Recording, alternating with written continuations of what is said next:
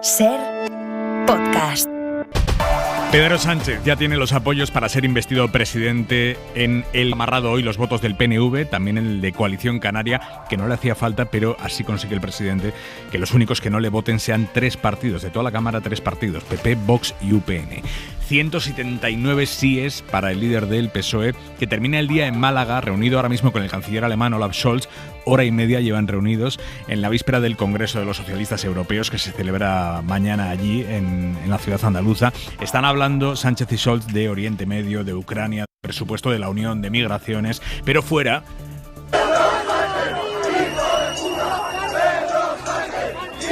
Unas 200 personas se han concentrado ahí esta tarde ante la subdelegación del Gobierno, que es donde es la reunión, para protestar contra los acuerdos del PSOE con sus futuros socios parlamentarios.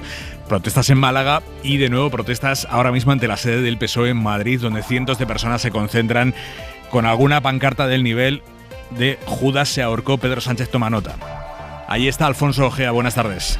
¿Qué tal? Buenas tardes. En efecto, esa pancarta que está en primera fila junto a otra, al lado, que dice artículo 21 de la Constitución española, los españoles tienen derecho y el deber de defender a España. Bueno, mientras vayamos con la Constitución, yo creo que la cosa no va mal.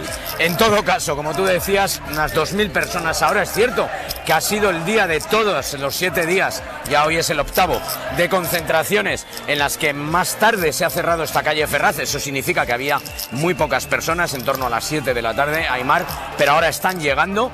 No está habiendo ningún tipo de incidente, muchísimos gritos, también una pancarta en la que leemos consumado el golpe, estalla la revuelta. Revuelta es la organización juvenil de Vox, que es la que hoy está dirigiendo esta concentración, incluso con tambores y con escaleras a las que se sube la gente que toca el tambor para que los gritos vayan algo más acompasados. Por el momento, ningún problema, el mismo despliegue policial de la unidad de intervención de los antidisturbios que ayer, 350 hombres y mujeres preparados por si la situación se complica. Hay media hora 25 Deportes. Gallego, buenas tardes. Buenas tardes. Destitución en la Liga. El Villarreal ha rescindido el contrato de su entrenador Pacheta, que ha estado solo 2 meses en el cargo, donde sustituyó a Quique Setién. Hoy, recordemos, empieza la jornada de Liga en Primera División. A las 9 juegan Athletic de Bilbao y Celta. Y Luis de la Fuente, el seleccionador nacional, ha dado la lista de la selección para los próximos partidos. Riquelme, Grimaldo, Remiro y Alex García son las novedades. El tiempo, Jordi Carbón. Buenas tardes. Durante el fin de semana vamos a notar un ascenso de temperaturas, especialmente a partir de la tarde del domingo. De momento, en las próximas horas, la lluvia se intensificará en Galicia y se extenderá al Cantábrico, Castilla y León, Navarra y en general al curso medio y alto del Ebro. Chubascos que mañana afectarían a prácticamente cualquier punto de la península, pero en el sur y el Mediterráneo dejando muy poca agua. Y temperaturas mañana de momento sin grandes cambios, con momentos de viento fuerte de poniente. El domingo esperamos sol durante toda la jornada y que durante la tarde el ambiente se suavice con máximas de 20 a 25 grados, las más altas en el Mediterráneo y Canarias. Empieza ahora 25, con la firma del último acuerdo que necesitaba Sánchez para ser investido, el del PNV. Lo importante es hacerlo, eso se lo ha dicho durante la firma Antonio Ortúzar a Pedro Sánchez. Sánchez le decía, efectivamente, lo importante es hacerlo. Bueno, al revés de lo que ha pasado con Esquerra y Junts, el pacto con el PNV sí lo ha firmado el propio Pedro Sánchez con el presidente de los nacionalistas vascos, Antonio Ortúzar. El PSOE quería hacerle un guiño al que fue su socio más estable la pasada legislatura y que se ha comprometido hoy a garantizar la estabilidad también de esta legislatura.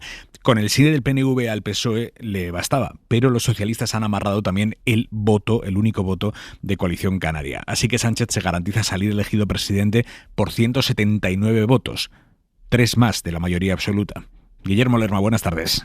¿Qué tal, Aymar? Buenas tardes. Es la mayoría más amplia que un candidato a la investidura amarra en la última década. Con el sí del PNV, Sánchez se garantiza salir elegido en primera votación. El partido de Ortúzar ha sido, como dices, el único de los socios parlamentarios que ha firmado directamente con el secretario general en un gesto al que el PSOE considera un socio preferente. A cambio de sus 5 votos, los nacionalistas vascos logran el compromiso de avanzar en la transferencia de competencias pendientes, incluida la gestión de la seguridad social, más capacidad para la chancha, y los socialistas también se comprometen a hablar sobre el reconocimiento nacional de Euskadi en el marco del Estatuto de Autonomía. El líder de los Jeltzales, Antonio Ortúzar, reconocía con esta metáfora el hecho de que Sánchez haya unado el apoyo de 8 partidos. Es un gran desafío para Pedro Sánchez y su equipo ser capaz de meternos a todos en una misma trainera y que los remos vayan todos en la misma dirección y no tengamos choque de palas, ¿no?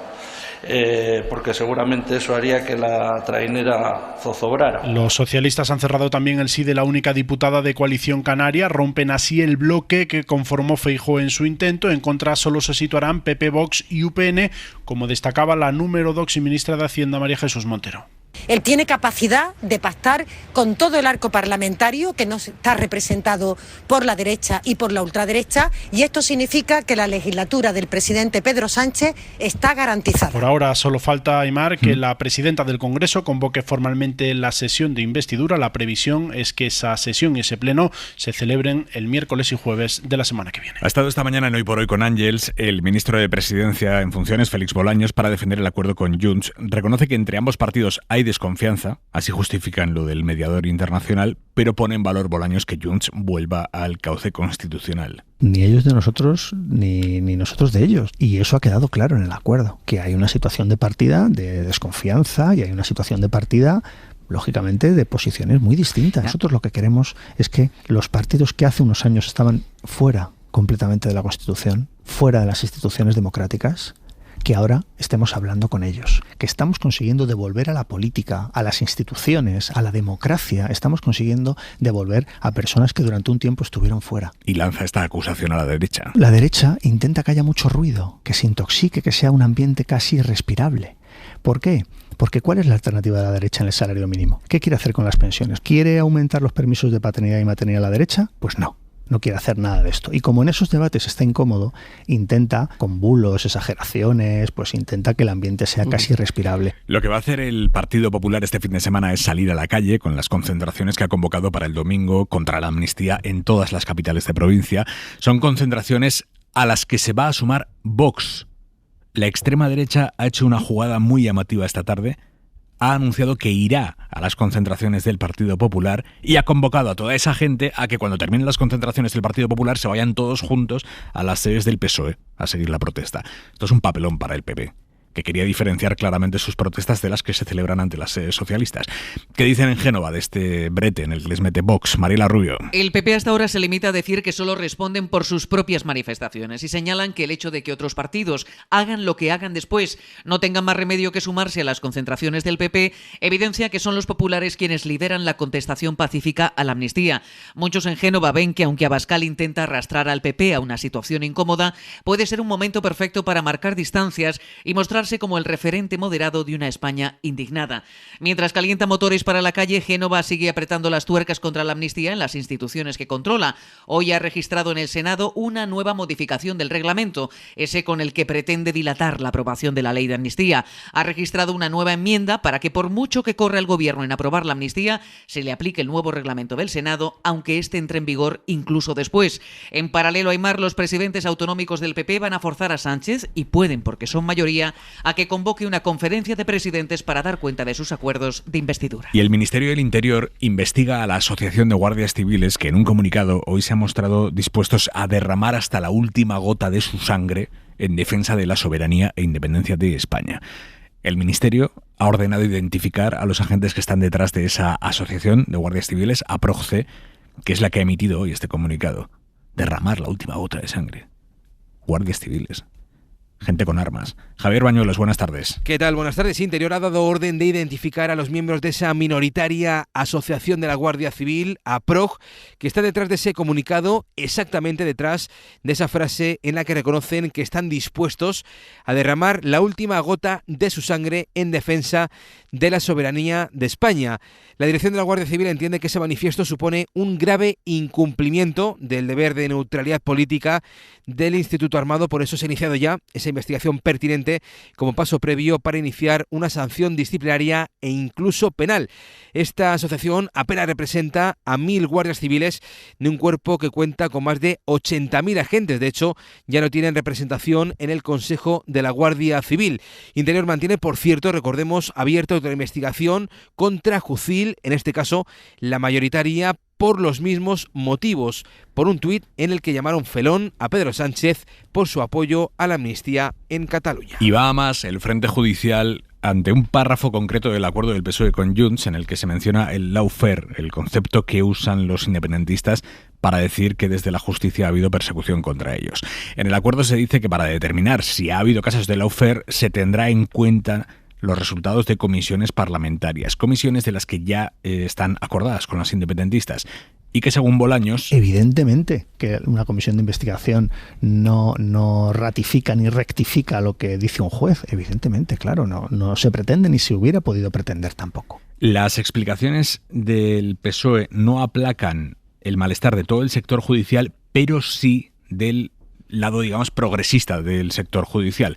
Hoy la Asociación Jueces y Juezas para la Democracia, que ayer firmó el documento conjunto contra el acuerdo de PSOE y Junts, Jueces y Juezas para la Democracia acaba de decir que celebra las declaraciones del PSOE. Isabel Villar. Sí, dice que lo han recibido con alivio. Han recibido con alivio que el PSOE haya aclarado que su acuerdo con Junts no busca fiscalizar a los jueces ni revisar resoluciones judiciales. La portavoz del secretariado de la asociación asegura que precisar que no se va a usar el Parlamento para invadir competencias judiciales es un triunfo de la sensatez. En cualquier caso, el Consejo General del Poder Judicial, con el mandato caducado desde hace 5 años, se está movilizando en Europa. Han remitido a altos cargos europeos sus declaraciones de esta semana contrarias a la amnistía y al lawfare. Pedro Jiménez. Siguen las muestras contra la ley de amnistía en el seno del Poder Judicial, justo en el día en el que el órgano de gobierno de los jueces ha enviado a la presidenta de la Comisión Europea y otros altos cargos de la Unión, como Borrell o Reinders, los 2 acuerdos que han suscrito esta semana. Lo ha hecho el nuevo vocal que a partir de ahora asume las relaciones con Europa, José María Macías,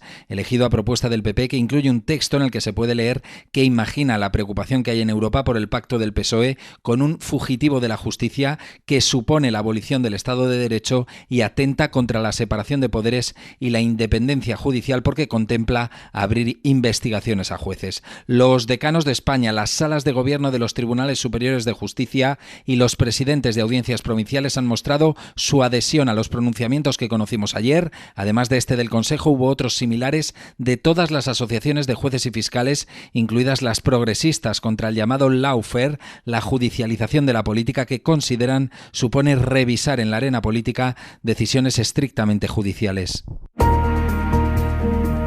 Y con todos los focos puestos en la investidura y en la amnistía, el PP de Ayuso ha decidido que hoy era el mejor momento para derogar la parte fundamental de las leyes LGTB y trans de la Comunidad de Madrid. Han registrado ahora en la Asamblea una proposición para modificar las 2 leyes, modificaciones no pequeñas, de hecho, son de mucho calado. Radio Madrid, Javier Carrera, buenas tardes. ¿Qué tal? Buenas tardes. El gobierno madrileño se carga de la ley el concepto autodeterminación de género y los planes contra el acoso a niños del colectivo LGTBI. Sí, y eso que ambas proposiciones de Mar han sido registradas casi de tapadillo. La ley LGTBI deja fuera a las personas trans en la prohibición de las terapias de conversión. Desde el Grupo Popular insisten en que queda cubierto por la otra ley y por la norma nacional, pero lo cierto es que en esta desaparece. Se elimina el plan contra el acoso a los alumnos LGTBI, salen de los planes de estudio todos los contenidos sobre esa realidad y los medios públicos no tendrán que visibilizarla. En la ley trans sucede lo mismo, pero lo más llamativo es que se borra toda referencia al concepto de autodeterminación de género. También se elimina la inversión de la carga de la prueba y los menores tendrán que pasar un examen psicológico para acceder al tratamiento. El borrado de Mar llega al punto de que se pasa de realizar campañas para fomentar la autoestima de las personas trans a fomentar, dice el texto, el amor propio y, cómo no, la libertad. Hay un malestar muy profundo en los colectivos LGTBI y también en la oposición política, Carrera. Sí, de hecho los colectivos ya han convocado una gran movilización para el lunes en la Puerta del Sol. Desde COGAM, Ronnie de la Cruz advierte de que estarán enfrente en Arcópolis. Luis Fernando Rosales espera que la ley estatal les proteja. Solo la intención es una intención realmente LGTBI-fóbica que no mejora ni la convivencia. Hoy el Partido Popular ha asumido definitivamente todo el argumentario de la ultraderecha. No vamos a dar ni un solo paso atrás. Eso los colectivos, pero es que la oposición también se lo veía venir. Claramente hay una carga ideológica ultra, vuelve la patologización, es un retraso de décadas. Ayuso decidió aliarse con lo más ultra, con los que cantan cánticos en contra de un ministro y le dicen maricón. El socialista Santi Rivero y Mónica García de Mas, Madrid en Hora 14, creen que lo que hace Ayuso es echar más leña al fuego para hostigar a esa España que no le gusta. Javier, gracias. Hasta luego.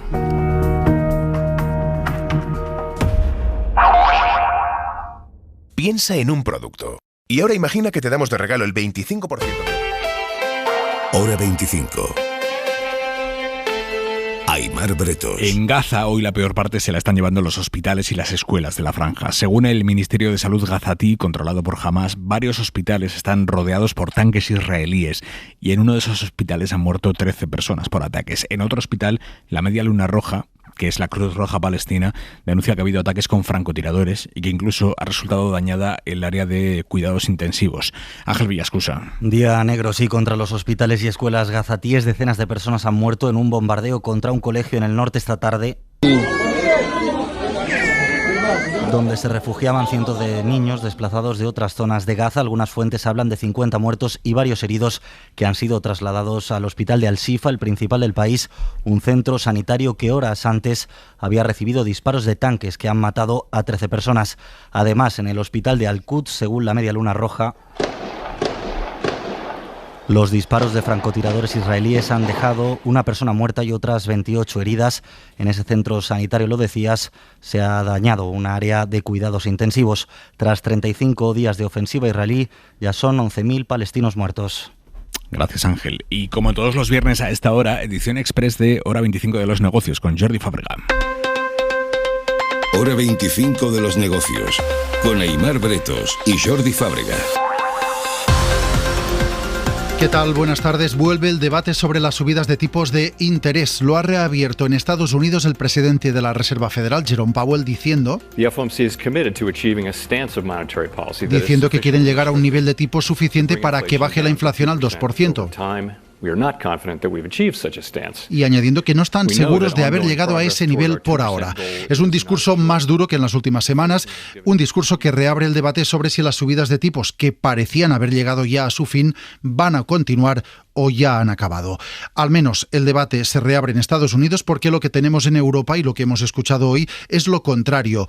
La presidenta del Banco Central Europeo da un paso hoy hacia que no haya más subidas. Hoy Christine Lagarde ha dicho: We are at a level where we believe that if kept long enough, and this long enough is not trivial, will take us to the 2% medium-term target. Primero, que confían en que el nivel de tipos actual va a ser suficiente si se mantiene durante el tiempo suficiente para que baje la inflación.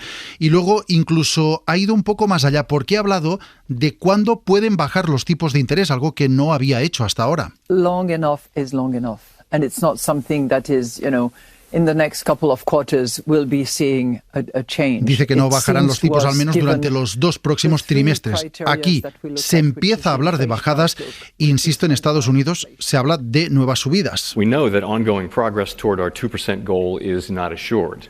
If it becomes appropriate to tighten policy further, we will not hesitate to do so. Si es necesario subir más los tipos, no dudaremos en hacerlo, decía ayer Jerome Powell. Así que tenemos 2 discursos que difieren. El Banco Central Europeo apunta que no habrá más subidas. La Reserva Federal dice que no está segura de si habrá que subir más los tipos. Por lo tanto, la pregunta que tenemos hoy sobre la mesa es: ¿con cuál de los dos nos tenemos que quedar? El escenario de que se han acabado ya las subidas de tipos y sus consecuencias sobre el precio de las hipotecas. ¿Sigue siendo eso lo más probable o realmente podemos esperar que haya más subidas? Pregunta que hemos trasladado a Cristina Gavín, de Ibercaja Gestión. Hola, buenas tardes. Las tensiones geopolíticas que estamos viviendo y sus posibles efectos, ¿no?, colocan a los bancos centrales, pues ante una complicada disyuntiva. Subidas adicionales para frenar los precios o pausa, ¿no?, para tratar de no ahogar el crecimiento débil de la economía. Estas dudas son las responsables de que veamos discursos divergentes entre las autoridades monetarias. Nosotros creemos que los tipos han subido con fuerza y que es más sensato esperar y ver el efecto que estas subidas van a tener antes de aventurarnos, ¿no?, a alzas adicionales que pueden poner en riesgo ese crecimiento débil que comentábamos. De esta manera, lo cierto es que nos resulta difícil ver tanto a la Fed como al BCE subiendo tipos, por mucho que sus discursos a veces sean ambiguos en ese sentido. Este es el análisis sobre estos 2 discursos contradictorios, análisis que también intentan hacer los mercados, que ayer reaccionaron en Wall Street con caídas, eran sus primeras pérdidas en semana y media tras las palabras de Powell, y que hoy se están digiriendo en Europa. una digestión que se hace también Karima Garbi con números rojos. Si la semana pasada las bolsas subieron optimistas, las declaraciones de ayer han enfriado los ánimos. Hoy ha dominado el rojo en los mercados europeos. Londres ha perdido un 1,3%, un 1% baja la bolsa francesa, mientras el DAX alemán retrocede un 0,8%. Y aquí en España el IBEX ha cerrado con unas pérdidas más moderadas, baja un 0,35% y consigue aguantar bien el nivel de los 9.300 puntos. Y estas caídas tienen su reflejo en los intereses de los bonos a 10 años, que tras varios días de caídas suben hoy de media más de un 0,1%. Ahora mismo tenemos en Estados Unidos las bolsas rebotando tras las pérdidas de ayer. Y todo esto ocurre en un contexto de parón económico, especialmente en Europa, también en España. Hoy ha puesto números a este parón CaixaBank Research. Su economista jefe, Enric Fernández, prevé que la economía española crezca el año que viene solo un 1,4%. Con un crecimiento del 1,4% aún creceremos el doble que el conjunto de la zona euro. 2. Ese crecimiento va a ser suficiente para seguir creando empleo. Y 3. El descenso de la inflación debería sentar las bases para una mejora sostenida y gradual del poder adquisitivo de las familias. Descenso de la inflación que aún así el año que viene seguirá cerca del 4% según las previsiones que ha presentado hoy CaixaBank Research, un nivel que le aleja aún del 2% que tiene fijado como objetivo el Banco Central Europeo para dejar de subir los tipos de interés.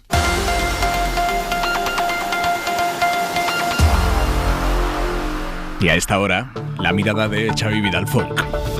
Vía libre a la investidura de Pedro Sánchez. Sus votantes pueden estar satisfechos, tanto como irritados algunos de sus rivales. El líder socialista será elegido por la alianza más multicolor, o sea, más multipartidista de la reciente historia democrática. Eso tiene un valor. Su gobierno deberá ser representativo de muchas sensibilidades y, como es de ley, también deberá tener en cuenta la oposición. Pero también encierra una desventaja porque a la vez su margen de escaños será muy estrecho, así que será más difícil fraguar consensos, evitar los ruidos y tomar decisiones a la velocidad necesaria. El Ejecutivo deberá confiar competencias para mantener esa alianza a una persona prestigiosa, activa y hábil. Todos los pactos firmados hasta ahora se enmarcan en la Constitución, pero hay dos conceptos o escuetos o indirectos o ambiguos que han creado polémica y que por tanto exigen claridad y detalles. Uno es la cesión a Euskadi de la gestión económica de la seguridad social. Se entiende que la capacidad normativa y sancionadora continúa en manos del Estado, pero convendría detallar las garantías de que la caja única de la seguridad social no se verá erosionada. El otro es el punto del pacto entre el PSOE y Junts sobre la judicialización de la política. Conviene especificar cuál de sus tres acepciones es la válida. Si del recurso a la justicia porque la política no ha resuelto los problemas, si de manipulación de la justicia por agentes políticos o sociales, o si de una eventual manipulación a cargo del sistema judicial. Esta última no sería aceptable, así que los dirigentes socialistas harían bien en aclarárselo a los jueces y reunirse con sus asociaciones para deshacer entuertos. Por el lado de los perdedores, cada día un peor perder.